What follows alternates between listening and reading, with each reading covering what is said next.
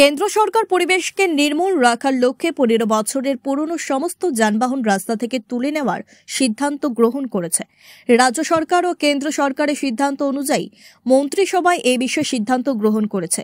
এখনো পর্যন্ত সরকারি দপ্তরে 412টি গাড়ি 15 বছরের অধিক সময় ধরে রাস্তায় চলাচল করছে বলে জানিয়েছেন পরিবহন মন্ত্রী সুশান্ত চৌধুরী।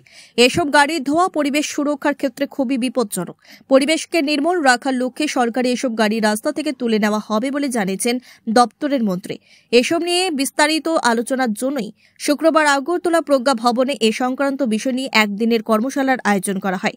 এদিনের কর্মশালায় পরিবহন মন্ত্রী ছাড়া উপস্থিত ছিলেন পরিবহন দপ্তরের সচিব, অধিকর্তা সহ অন্যান্যরা।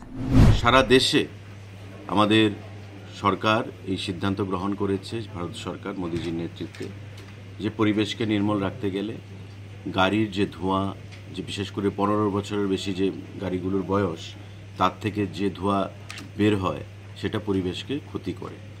এবং এই স্ক্র্যাপিং পলিসি ইমপ্লিমেন্টেশনের মাধ্যমে গো গ্রিন আমাদের যে স্লোগান, যে পরিবেশকে নির্মল রাখা, সতেজ রাখা, সবুজ রাখা, সেই ধাপেই আমরা এগিয়ে যাব।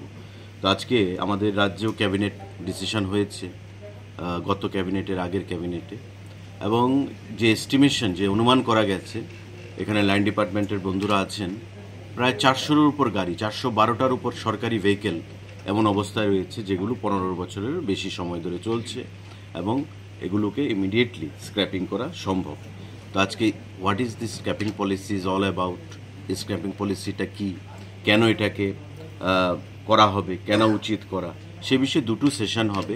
একটা হবে আমাদের উদ্বোধনী সেশন এবং দ্বিতীয়টা হবে টেকনিক্যাল সেশন।